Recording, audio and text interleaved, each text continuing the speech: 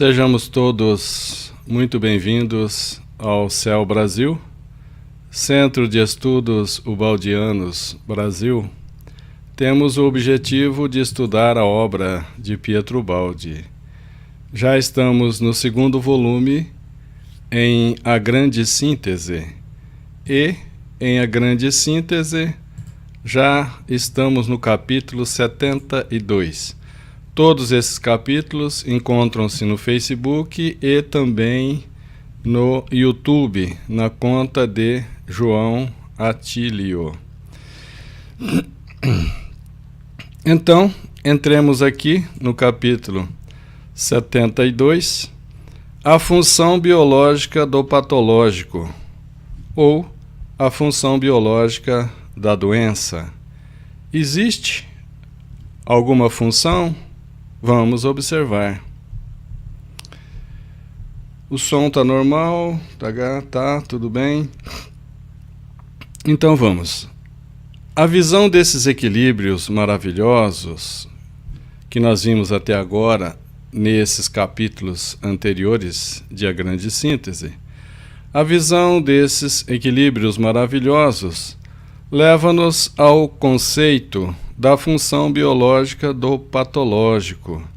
Leva-nos a esse conceito que existe uma função biológica do patológico. Pergunta-se: a doença é, de fato, um estado anormal e sempre uma queda orgânica? Ou a doença compensa-se no equilíbrio universal e assume uma função biológica, não apenas portadora, mas não apenas protetora, mas realmente uma função criadora. Isso é o que acontece e nós vamos ver com mais detalhes, vai ficar mais claro. Inegavelmente, em muitos casos, o patológico pode, com a adaptação, tornar-se um estado habitual do organismo, que acaba com ele convivendo normalmente. Então, existem casos que o patológico atinge um equilíbrio, passa a ser um estado habitual daquele organismo e convive com aquele organismo normalmente. De fato, o estado orgânico perfeito é uma abstração inexistente na realidade. Um estado perfeito de saúde é inexistente na realidade. Vai ficar mais claro. Na natureza, não existe um tipo orgânico perfeito, uma verdade orgânica igual para todos. Não. Uma normalidade, termo de referência do valor fisiológico individual. Na natureza não existe essa referência, esse tipo orgânico perfeito. Antes, cada um tem seu tipo. Possui uma verdade orgânica própria. Supera todos os outros organismos, desde que saiba lutar e vencer. Então, não existe um organismo perfeito, mas existe sim organismos que superam todos os outros organismos, todas as dificuldades, sabe lutar e sabe vencer.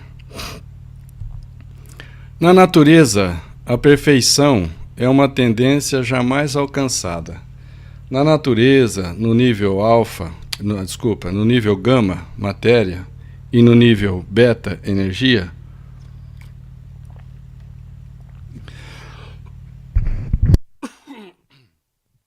desculpa aí, pessoal. Na natureza, no nível gama, matéria, e beta, energia, a perfeição é uma tendência jamais alcançável. A perfeição será alcançada no nível alfa, espírito. A saúde é um estado que deve conquistar-se a cada momento. A saúde nós temos que trabalhar o tempo todo para estar em equilíbrio, conquistando esse estado de saúde o tempo todo. Na higienização, na alimentação, na hidratação, nos exercícios físicos que devemos fazer, nos exercícios mentais e etc. Então, esse é um estado que nós temos que conquistar para possuir a saúde. Um equilíbrio se mantém à custa, esse estado de saúde é um equilíbrio que se mantém à custa de um trabalho contínuo. Para adquirir a saúde. Em realidade, cada organismo tem seu ponto fraco. Cada organismo, mesmo os organismos humanos, tem o seu ponto fraco, o seu calcanhar de Aquiles, aquele ponto vulnerável, aquele ponto de fragilidade, não só no corpo físico, mas também vulnerabilidade, calcanhar de Aquiles, um ponto fraco no aspecto moral e espiritual também. Então, estamos falando aqui de organismos nesse momento. Em realidade, cada organismo tem seu ponto fraco, de maior vulnerabilidade e de menor resistência. Assim, o patológico acabou equilibrando-se como um fato mais ou menos constante na normalidade do mundo orgânico. O estado patológico equilibrou-se e mantém-se mais ou menos constante nessa normalidade do mundo orgânico, que nem por isso se abate. Não é por isso que os organismos se enfraquecem, se abatem, não. Mas o organismo leva consigo, como força já aceita em seu equilíbrio, um estado de sombra. Os organismos não atingem a perfeição, têm um ponto vulnerável e leva consigo, arrasta consigo, apresenta-se consigo esse ponto frágil que está em equilíbrio, apresenta consigo um lado de sombra, de fragilidade. A natureza compensa-se das diferenças no número, completa suas imperfeições, misturando sempre os tipos que, quanto mais diversos forem esses tipos, melhor contrabalançarão qualidade e defeitos na reprodução. Significa que a mistura de raças fortalece as raças. Essa miscigenação das raças é muito bem-vinda, porque aumenta, contrabalança e equilibra as raças, dando-lhes mais força, mais resistência. Também, lembrando, essa heterose, esse cruzamento entre raças diferentes, o negro com o branco, com o amarelo, essas heteroses, esses choques de sangue, é muito bem-vindo para fortalecer as raças, não só hominais, mas também as raças animais. Quando se pretende fazer uma raça pura, como no ser humano, enfraquece-se essa raça. Ela não ganha com a mistura, com a heterose, e essa raça se enfraquece. Estais aqui diante da mesma lei, pela qual o mal condiciona o bem. Mesmo nas maldades, Deus retira o bem que possa nos ajudar, que possa nos alavancar na evolução. A dor condiciona a alegria. Através da dor, a gente conquista as virtudes e entra na felicidade, na alegria. Com o mesmo claro escuro de contrastes entre os quais se move e equilibra o mundo orgânico, tanto quanto se equilibra o mundo ético, o mundo sensório e o mundo psíquico. Então, existe essa dualidade que faz parte, por enquanto, do nosso caminho evolutivo. Não só na ética, mas também no lado psíquico também. Mas existe outro fato. Não apenas o mundo orgânico habituou-se a arrastar, a apresentar normalmente o peso de sua imperfeição, não é só isso que entra na lei de equilíbrio. Então, o mundo orgânico, como não atinge um organismo perfeito, ele habituou-se a apresentar-se, a arrastar-se normalmente o peso de sua imperfeição. Não é só isso que entra na lei de equilíbrio. Essa lei opõe, por espontânea compensação, a cada ponto de maior fraqueza, um ponto de maior força. Aos pontos que são o calcanhar de Aquiles, que são os nossos pontos frágeis, apresenta-se uma compensação de maior força, de maior atenção, para fortalecer aquele ponto frágil. A cada vulnerabilidade, a cada ponto fraco específica, uma resistência própria.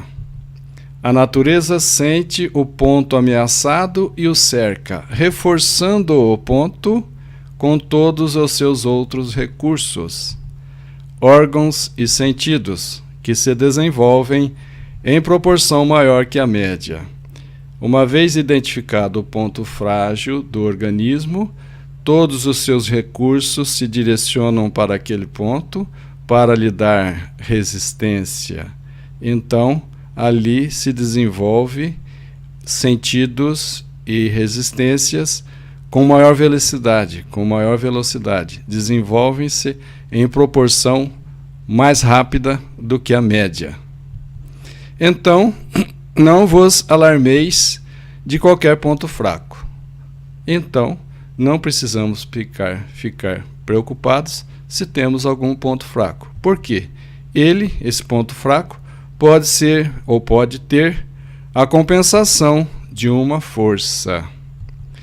Permanecendo ainda no campo orgânico, também vimos que cada assalto patogênico, cada ataque dos micro-organismos, superado pelo nosso organismo, pelas nossas defesas, produz em reação a capacidade de resistência, fortalecendo toda a estrutura das defesas orgânicas. Ou seja, a cada ataque dos micro-organismos patogênicos, o nosso organismo e nós apresentamos uma reação em defesa, aumentando o sistema imunológico, fortalecendo toda a estrutura de defesa orgânica. Neste caso, a doença tem função imunizadora. A doença tem a função de criar resistência imunológica. E a resistência imunológica também é aumentada muito, muito quando nós, em espírito, contribuímos com essa mentalização, com esses sentimentos bons da fé, com sentimentos na confiança em Deus, com sentimentos de humildade, essa simplicidade profunda, com bondade, com sentimentos de caridade e com sentimentos de amor. O sistema imunológico responde com muita eficiência e aumenta muito a capacidade nossa, a nossa capacidade imunológica. Neste caso, a doença tem função imunizadora e, em contraste e por compensação, traz em si as condições de vitória e de autoeliminação do patológico. Ou seja, quando temos um ataque de micro-organismos patogênicos, reagimos e nos fortalecemos, aumenta a nossa resistência imunológica, e isso é uma autoeliminação do patológico. Automaticamente, a doença vem para ser eliminada. Perceberam? Se estivermos em equilíbrio, a doença se apresenta para ser eliminada e deixar um exercício um aprendizado, uma conquista do psiquismo, uma conquista do espírito. Neste sentido, a doença é condição de saúde. Neste sentido, a doença é condição de saúde, pois que a doença excita e exercita a construção de todas as resistências orgânicas. Por exemplo, se alguém apresenta deficiência visual, todo o seu organismo fortalece-se para esse ponto frágil, para essa vulnerabilidade. E então, por exemplo, aguça-se os outros sentidos. Para o deficiente visual, aumenta os sentidos de audição, de percepção de presença, do tato e etc. Justamente porque a atenção do organismo foi focada naquele ponto onde está apresentando um ponto fraco, um ponto frágil, uma fragilidade. Estas resistências orgânicas que vos defendem sem o saberdes entre aspas, estão essas resistências no subconsciente, a aptidão, a competência, a capacidade, o aprendizado está arquivado. Então essas resistências orgânicas que vos defendem sem o saberdes conscientemente são o resultado de inúmeras vitórias e lutas superadas. Foram lutas que travamos conscientemente, aprendemos e a aptidão foi registrada no subconsciente, deixando o consciente livre para novos trabalhos, para novas conquistas e posteriormente ser arquivado no subconsciente. Então, essas resistências orgânicas são o fruto de vosso esforço, duramente conquistado ao longo do caminho da evolução. E bota tempo nisso. Mas existem outras compensações do patológico em outros campos, porque tudo está interligado no universo. Mais ou menos assim, tudo está em evolução. O átomo que está na minha célula, a minha célula em evolução, fazendo parte de um órgão ou tecido, e esse órgão ou tecido em evolução junto comigo, que sou o psiquismo, que sou o espírito que coordena esse conjunto todo. Também, tudo está interligado no universo. O giro dos elétrons na eletrosfera do átomo responde nos giros, nas órbitas dos astros em torno de uma galáxia. Então, o giro dos elétrons de um átomo interferem no giro dos astros em uma galáxia. E é por aí. Sempre por motivo de compensação, uma imperfeição e um sofrimento físico podem ter uma repercussão criadora no campo moral, determinando um estado de tensão, excitando uma revolta que se manifesta como explosão de força no nível psíquico. Alguns sofrimentos fortalecem a alma. É isso. Aqui reaparece a função criadora da dor. Já comentamos em capítulos anteriores, em vídeos anteriores de A Grande Síntese, que a dor tem função criadora. Mais que isso, a dor tem função regeneradora. A dor tem função salvadora. Nós veremos em capítulos seguintes, ainda na Grande Síntese, a função da dor. Esse é o título de um dos capítulos que está lá. Se quiser, tire lá algumas dúvidas, já que não cabe agora aqui a gente comentar. Mas a função da dor. Sua ação, a ação da dor, tenaz e penetrante, não pode deixar de despertar, ressonâncias ou efeitos no âmago daquele psiquismo, sempre comunicante com as formas orgânicas, onde grava marcas indeléveis no subconsciente. E aqui a gente pode lembrar que as paredes de hospitais já receberam muito mais preces, e preces muito mais sinceras e comoventes do que as paredes dos templos de qualquer religião. Porque no momento da dor, a alma é sincera e busca e atinge os efeitos e as ajudas espirituais através da prece sincera. Porque a dor não pode, muitas vezes, burlar para construir de inopino, ou de repente, a grandeza de uma alma. Quase sempre ela, a dor, se revela totalmente e potencializa ao máximo todos os valores e se torna, depois de muito tempo, escola de ascensão. A dor é uma bênção em nossas vidas. Perdoe-me se ainda não conseguem entender isso. Vai ficar mais claro no capítulo A Função da Dor e também na própria obra espírita de Allan Kardec. Nós entendemos claramente a função da dor, que realmente nos alavanca para a evolução, para deixarmos as imperfeições, para desenvolvermos os talentos, ou seja, desenvolvermos as virtudes como a fé, a humildade, a caridade e o amor.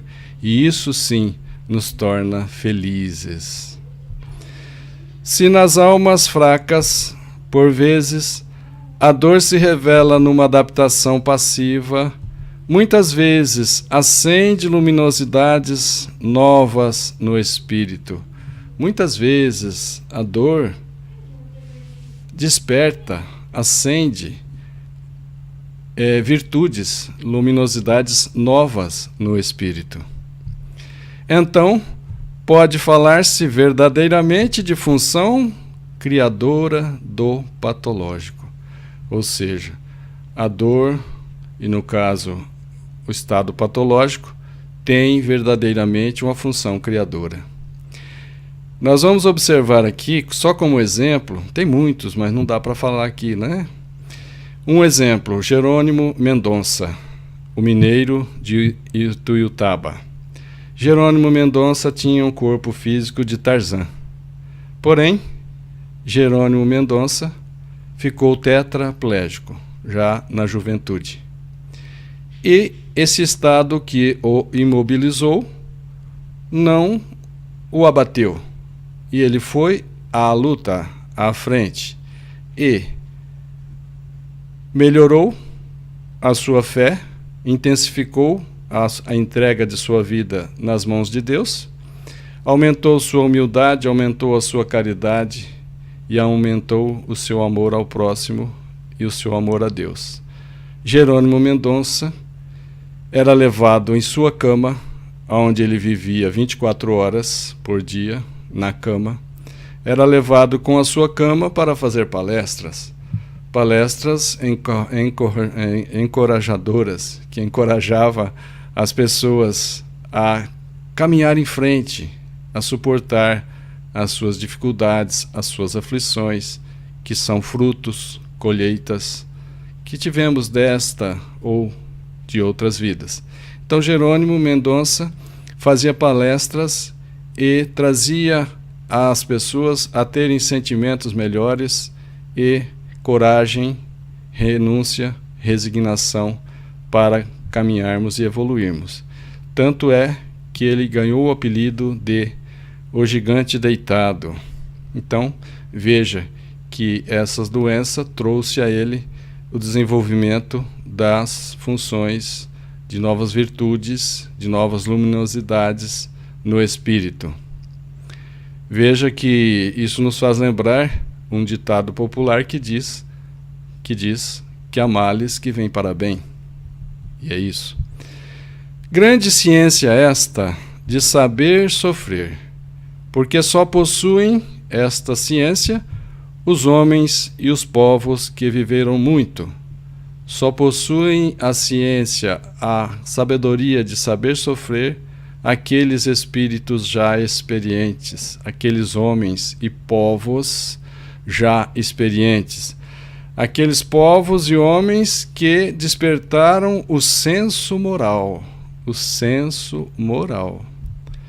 pois significa uma resistência às adversidades que os jovens não possuem.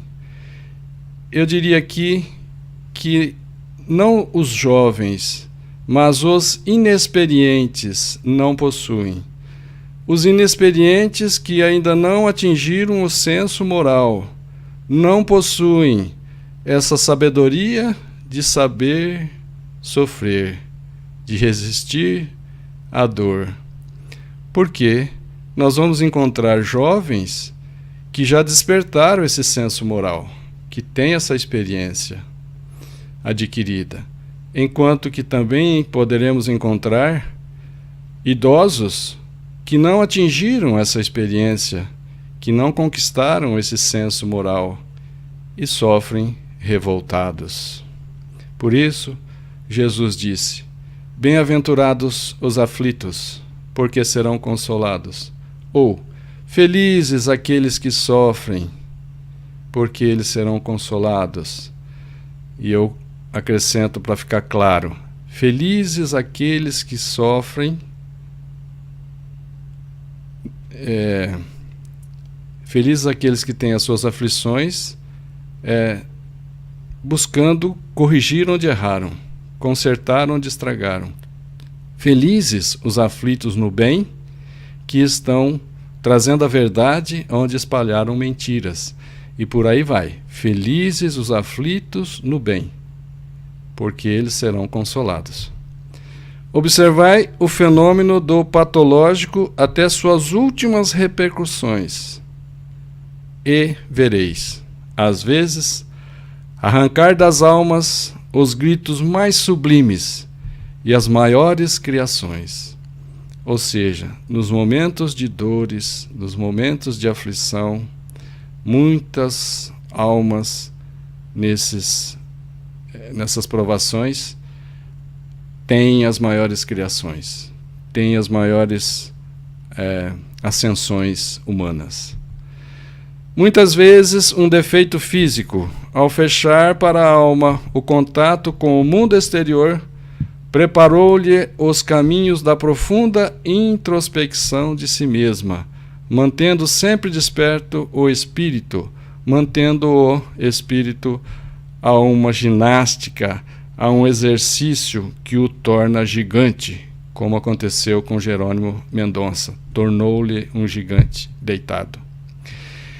Então, por exemplo, na perda da visão, isso nos remete a uma introspecção, a sentir-se, a reavaliar-se desde nosso interior, e isso, embora seja uma experiência muito dolorida, nos traz um despertar do espírito e uma ginástica que nos torna, em espírito, gigantes.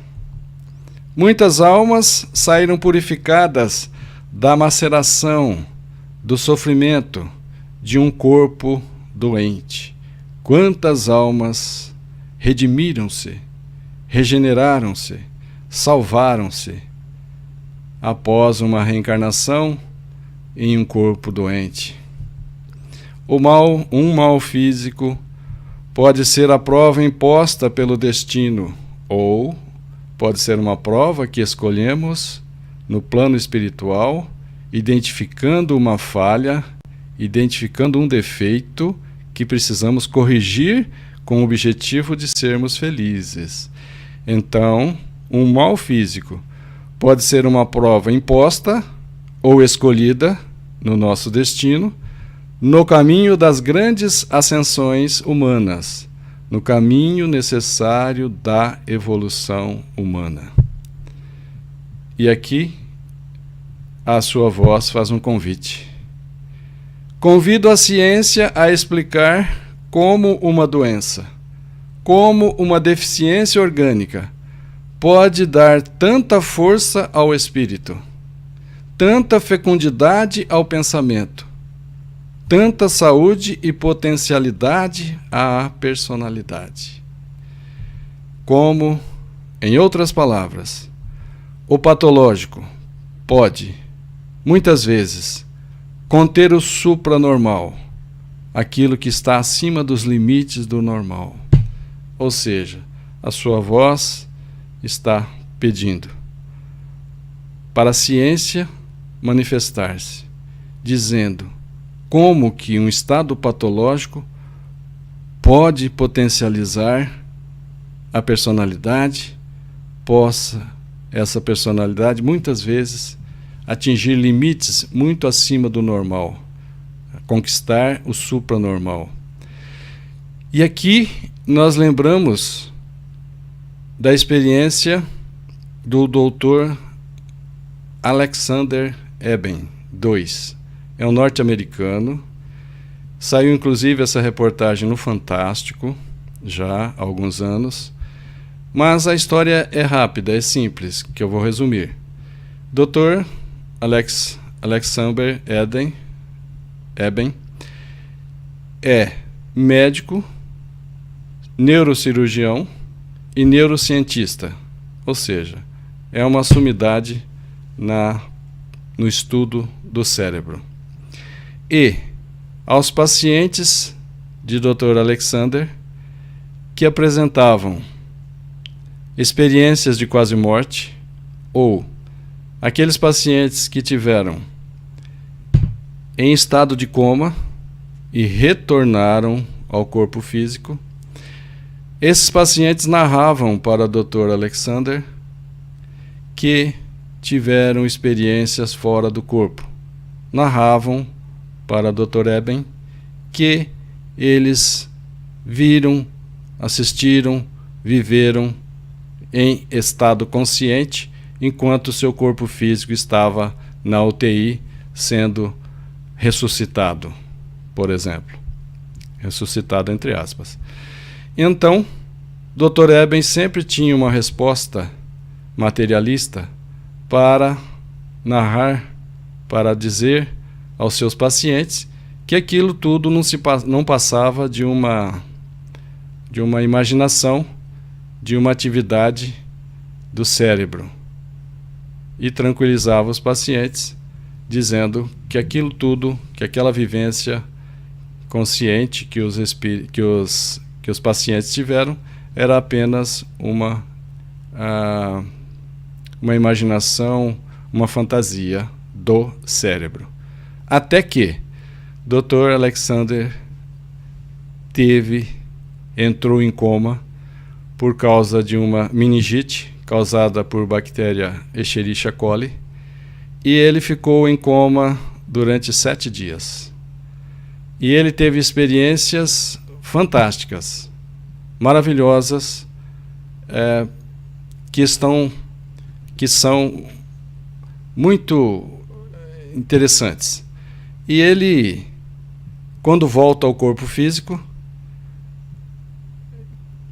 tentou encontrar uma explicação para essas experiências que ele teve fora do corpo consciente. Então, já que ele era um médico e foi tratado pelos colegas daquele hospital em que ele trabalhava, foi tratado com todo o cuidado e com muito mais atenção. Afinal, é um amigo ou um colega que está ali. Foi tudo registrado. Eletroencefalograma, eletrocardiograma, foi registrado tomografia computadorizada, tudo foi registrado nos mínimos detalhes. Quando o Dr. Eben retorna do estado de coma, ele começa a analisar para encontrar uma resposta da sua vivência consciente enquanto o corpo físico estava em coma. E ele não conseguiu, com todos esses registros, com todos esses dados, Ele não conseguiu uma explicação plausível, materialista, para a sua experiência fora do corpo. E ele passou 2 anos estudando.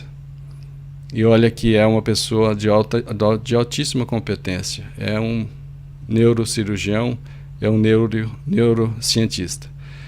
E ele, depois de 2 anos, ele escreve um livro e publica-o, Uma Prova do Céu. Esse livro está disponível também, traduzido para o português, e está em PDF na internet. Leiam-o, é lindo. Uma Prova do Céu. Esse livro narra com detalhes, o que eu não posso narrar aqui, em função do tempo, maravilhas, provando a imortalidade da alma, deixando muito claro para um neurocirurgião, um neurocientista, que era extremamente materialista. Deixou muito claro a ele, a ponto dele vir a público, se expor e dizer que tem uma prova do céu. Leiam esse livro. Desculpem pelo tempo. Estamos concluindo aqui, então, o final do capítulo 72. Que Jesus encontre os nossos sentimentos, os nossos pensamentos, as nossas palavras e as nossas ações em condições de serem abençoadas, ou que sejamos dignos das bênçãos de Jesus. Muita paz a todos, muito obrigado a todos pela paciência, pela tolerância e pela concordância em conversarmos hoje. Até sexta-feira que vem, no capítulo 73. Muita paz.